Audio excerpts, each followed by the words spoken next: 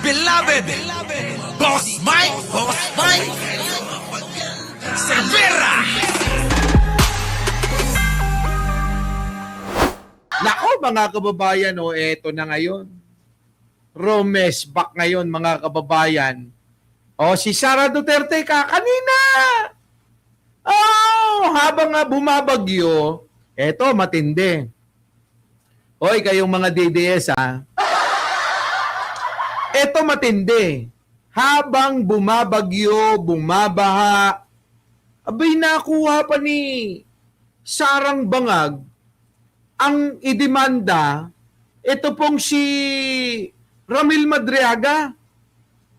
Dito nyo makikita kung gaano ka-importante kay Sara Duterte na masira niya ang kredibilidad nitong si Ramil Madriaga, mga kababayan.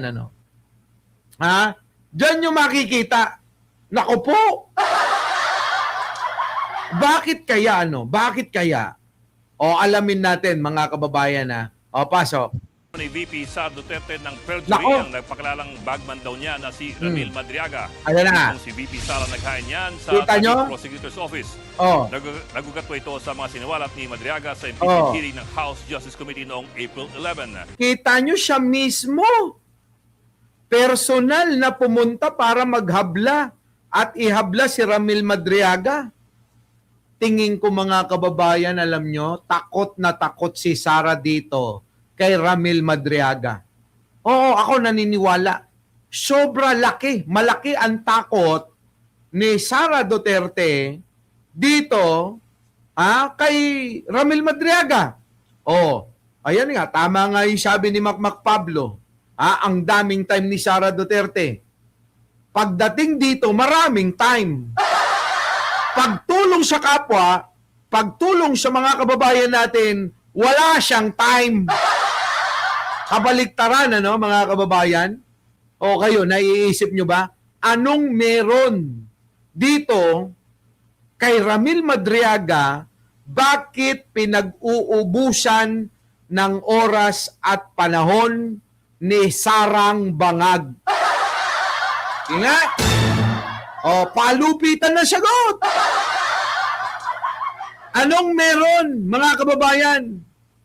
Kaya Kuya Ramil Madriaga, kung bakit pinag-uubusan ng oras at panahon ni Sara Duterte? Alalahanin natin ang mga nakaraan, mga kababayan. Alalahanin natin ang mga nakaraan.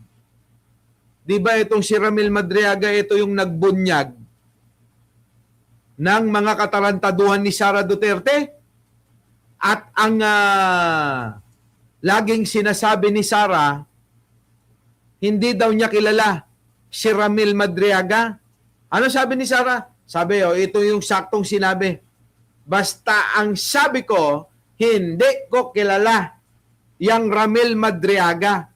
Mga kababayan, naglitawan yung mga video. Napakarami hong mga lumabas, lumitaw, na mga magkakasama sila. Iba't ibang okasyon. Meron pang birthday greetings di ba? Happy birthday daw Kuyang Ramil. Ang tanong ko, nung una, bakit mo, Sara, nililibak, itinatanggi?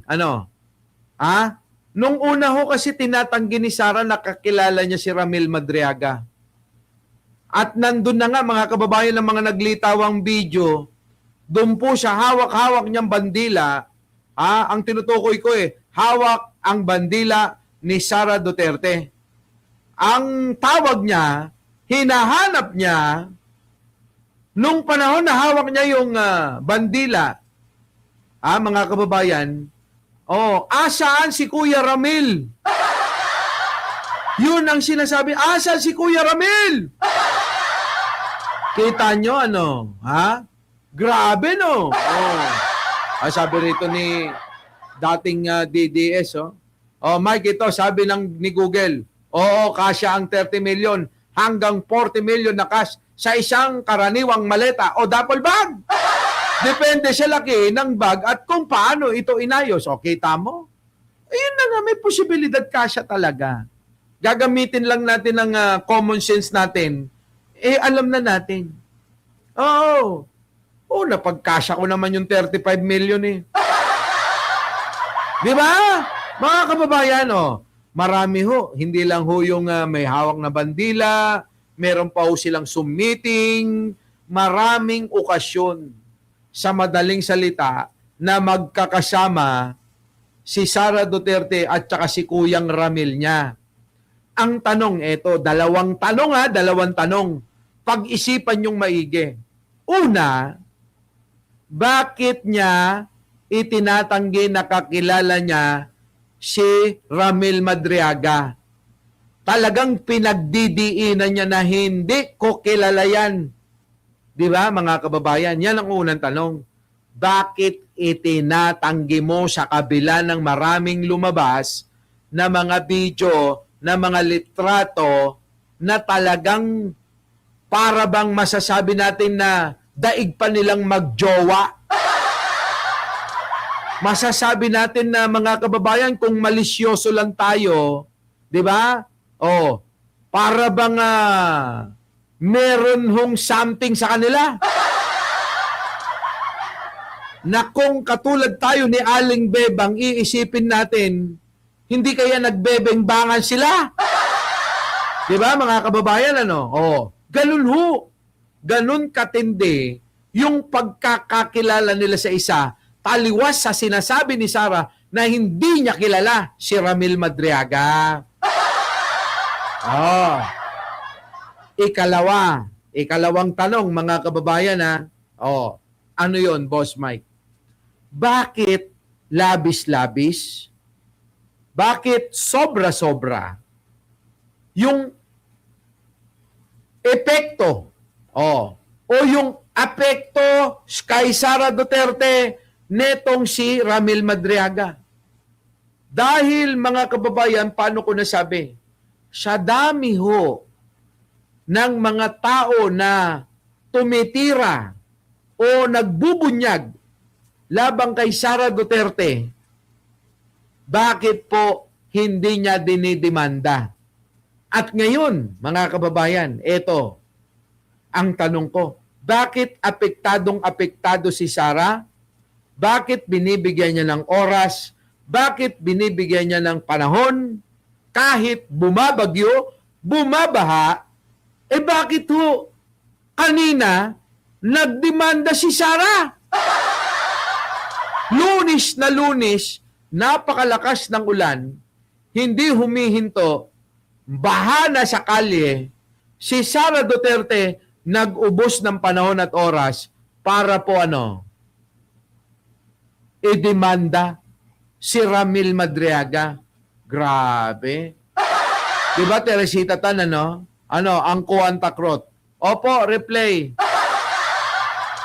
Lorna Matipo, Yan. Sige nga, palupitan nga ng sagot. Dalawang tanong, dalawang sagot, Yun, dalawa ang tanong ko doon, sa mga bagong dating, balikan nyo ng kapiranggot. Hindi nyo ho masusundan yung aking sinasabi kung hindi nyo ho bubuuin na alamin yung aking mga sinabi rito. Kailangan, balikan nyo lang ng konti. Yun yung tanong ko, dalawa lang yan. Di po ba, mga kababayan? Sipin nyo maigi yan, Ako talaga duda tuloy. Sinabi noon ni Madriaga na inutusan siya ng bise na mag-deliver ng mga bag ng pera. Noon nang tilanggi ng kampo ni VP Sara ang mga paratang. Gate ng abogado ng bise, Nakita nyo? Ang sabi ni Ramil Madriaga, inutusan daw siya ni Sara Duterte na mag-deliver ng bag-bag na pera. Nako, mga kababayan ko. Mukhang ito, kukonekta na ho, mga kababayan, dito ho sa mga isiniwalat naman ni Gina Acosta, Macmac Pablo. Ayan o, sinuong ang baha at habagat para makasuhan si Madriaga. Si Sarang Bangag, ni Sarang Bangag. Ibig sabihin ba nito ay may alas si Caramel na hawak? Malamang. Malamang yan. Ano ka ba? Malamang yan. Mary Jane de Vera. Oh. Diba? Kabengbangan, boss. Malamang yan. Maniniwala ka ba naman na walang alam yan? Ang No? mapanagot si Madriaga sa batas. Nako. At para mabunyag ang umunoy malisyoso at Ah. kasihan daw na paratang kaugnay sa gumugulong na impeachment trial. Kita nyo, takot yan. Nako, eto, ako naniniwala, ano. May dalawang purpose si Sara Duterteng bangag. Kung may tanong ako na dalawa, patungkol kay Ramil Madriaga, meron naman ho ako na opinion na dalawa. Una, mga kababayan, ang opinion ko rito, kaya niya dinimanda si Ramil Madriaga para takutin niya. Ikalawa, hindi lang ho si Ramil Madriaga ang gusto niyang bigyan ng babala. Ako naniniwala. Binibigyan niya na ng babala itong mga witness katulad ni Gina Acosta. Pagka kayo nagkamali, demanda ko kayo. Pananakot ito. Nananakot si Sarang Bangag, mga kababayan, nananakot si Sarang Chaking Lustay. Chaking Lustay, mga kababayan? Para ho, takutin niya, mga kababayan, itong mga witness na mag-testify. Magte-testify laban sa kanya. Tinatakot niya tulad niyan, si Gina Acosta.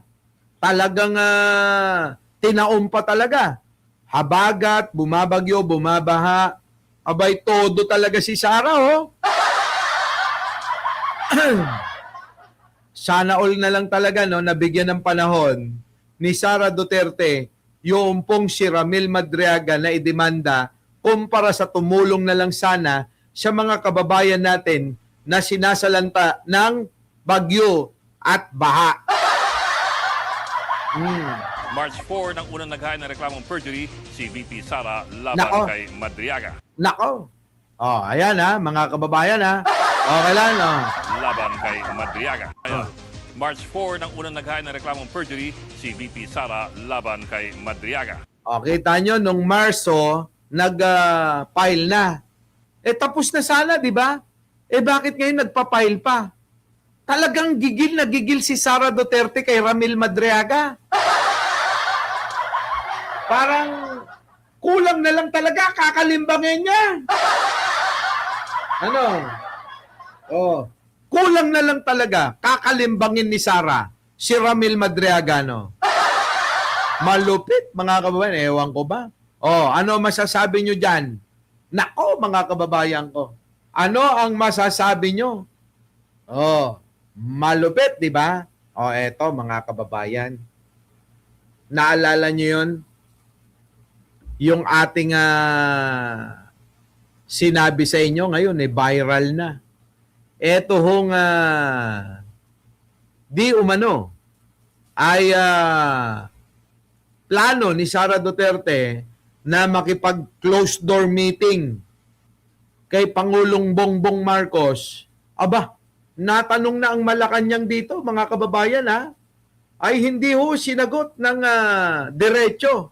Pagka ganun, mukhang totoo, mukhang meron hong naglalapit kay Sara Duterte para makausap si Pangulong Bongbong.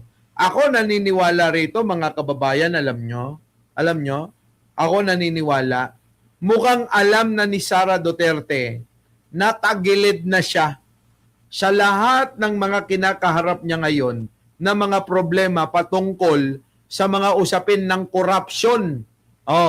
Sa tungkol sa mga demanda sa kanya, patungkol dito sa gumugulong na proseso ng impeachment trial. At sa iba pa, maalala nyo, mga kababayan, di ba kinasuhan yan ng grave threats, 3 counts, mga kababayan. Mukha hong natatakot na ho si Sara. Ako mga kababayan, tingin ko, Oo, parang eto na ho yung huling baraha niya. Huling baraha na ho ni Sara Duterte. Eto hong plano na makipag-usap na, baka lumuhod bigla no? Baka biglang lumuhod bigla sa harapan ni Pangulong Bongbong, sino? Si Sara Duterte. At sabihin, mga kababayan, si Bongbong Marcos mabait, hindi magnanakaw, hindi kurap, I love you, BBM. I love you, BBM. Tama nga, Boss Mike, kapag ka sinabi ni Yusek Claire na fake news, sasabihin niya tungkol sa closed door meeting, hindi ng source. Yan ang sinasabi ko sa'yo Wala ka talagang believe sa akin, Arnold Lopez. Oo. Ako ang nauuna sa balita. Diba, Danilo, yan kayo, mga kababayan, ano kaya sasabihin ni Sara Duterte kapag ka natuloy yung kanilang closed door meeting? Teresita Tan. Maggaganito kaya, I love you, BBM. I love you, BBM. Oy! Diba?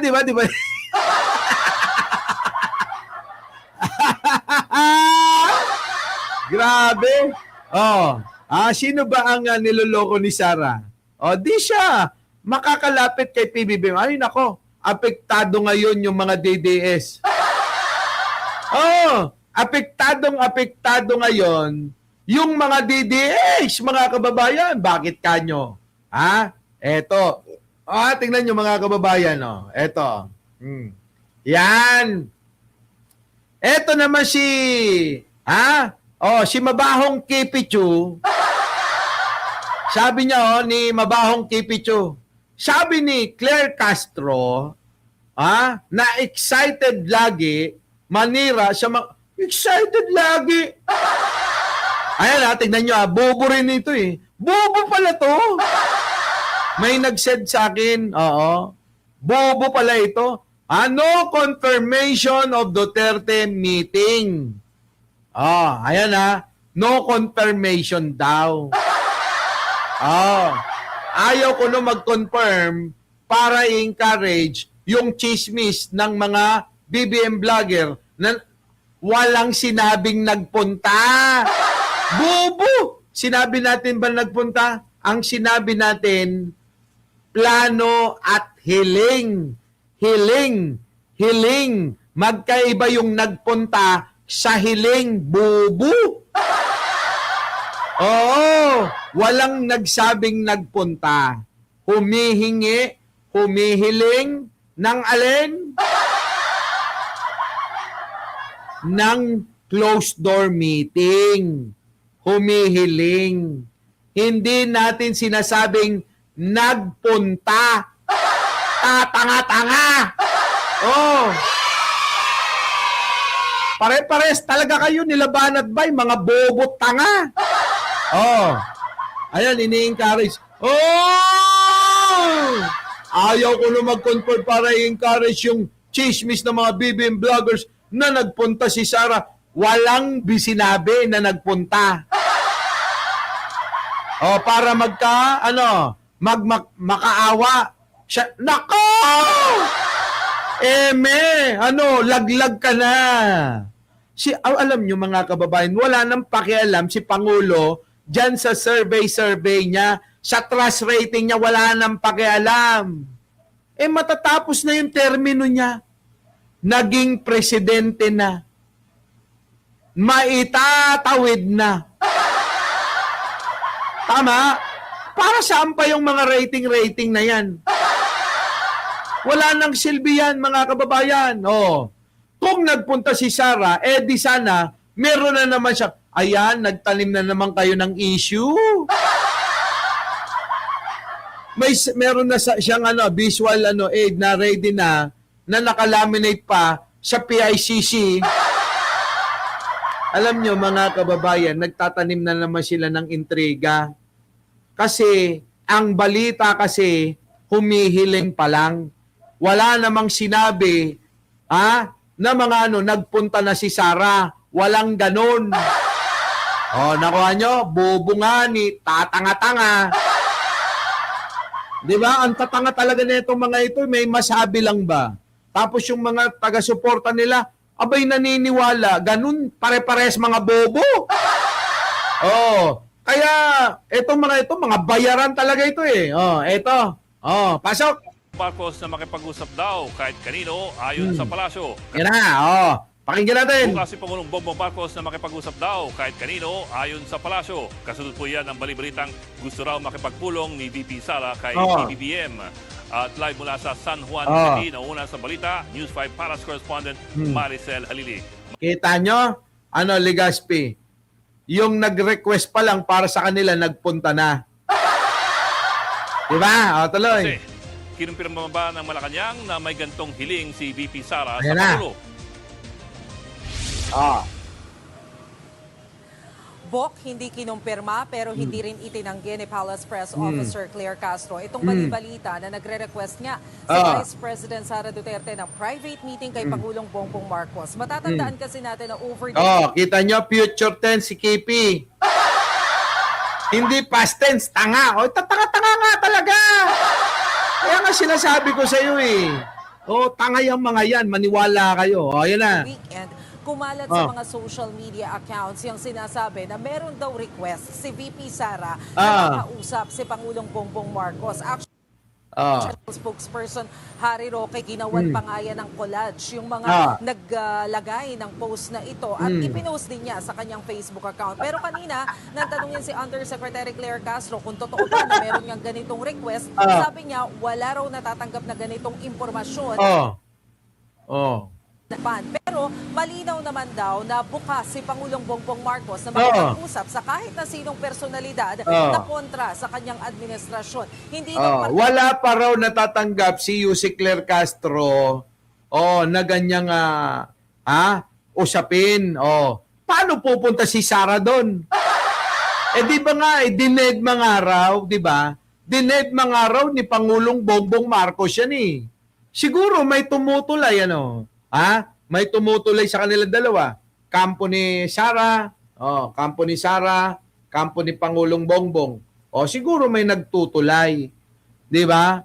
Dahil nga alam niyo mga kababayan, sabi ko nga sa inyo, problemado si Sara Duterte. Bagsak na siya sa survey. Nangunguna ho si Leni Robredo at saka si Rapi Tulfo. Si Sara Duterte hindi na ho nakaahon.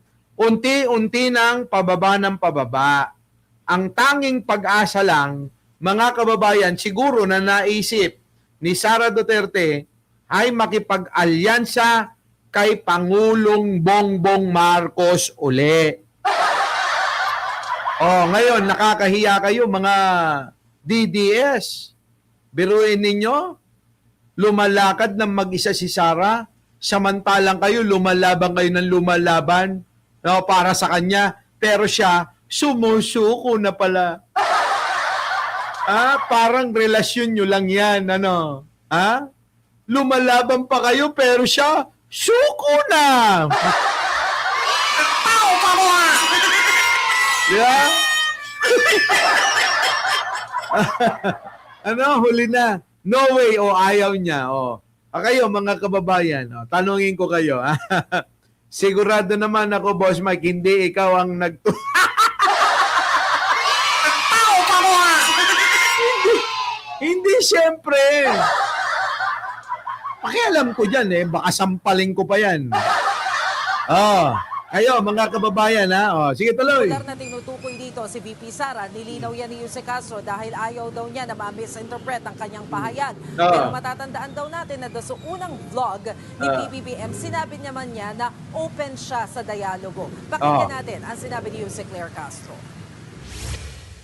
Ang sabi ng Pangulo, sa una pa lang niyang podcast, kahit sino, sa lahat na maaaring hindi sumasang-ayon sa kanya, siya ay bukas makipag-usap para magkaroon ng magandang pagkakaintindihan. Correct. Hindi partikular para kay Vice Presidente. Baka kasi magkaroon na naman ng misinterpretation.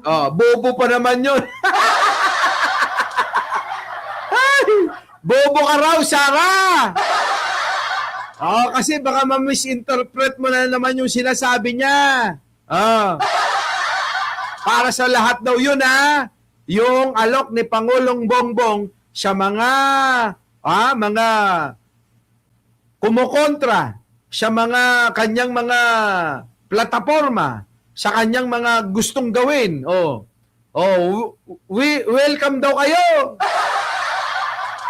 Ayan maliwanag. Welcome daw ang lahat. Lang yan na yan. Tuloy. Mase, change topic naman tayo doon sa misteryosong leadership fund. Meron bang bagong sinabi ang palasyo tungkol dito? Well, kanina, Bok, natanong si Undersecretary Claire wala na mga kababayan ko. Ano masasabi nyo dyan ngayon, mga kababayan ko? Ay, haba na ng live natin. Wala na. Taranta na ho sila mga kababayan sa mga nangyayaring mga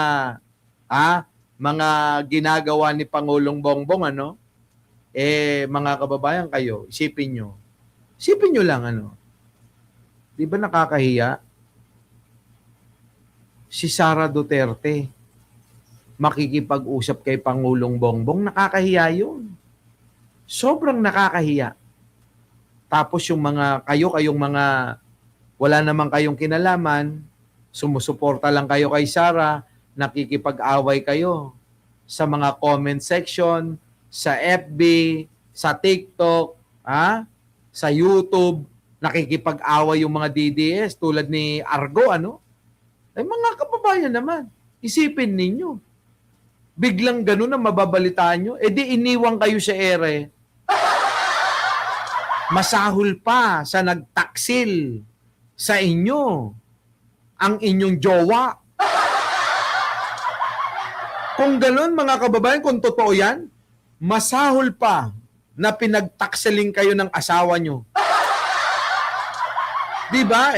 Tingnan nyo, sa pakikipaglaban ninyo, kinalimutan nyo yung mga kamag-anak nyo, kumpare nyo, kaibigan ninyo. Kinalimutan nyo lahat Inaway nyo Diba? Para kay Sara Duterte. Pero sa ginagawa niya na ito, na tila ba nagmamakaawa na kay Pangulo para makipag-usap, mga kababayan, daig nyo pang pinagtaksilan. Diba? So paano? Mga kababayan ko, naka-live na si Yussi Claire Castro. Punta na tayo doon. Tanungin natin si Yussi Claire Castro. Maraming salamat po sa inyong pagsama. Our beloved Boss Mike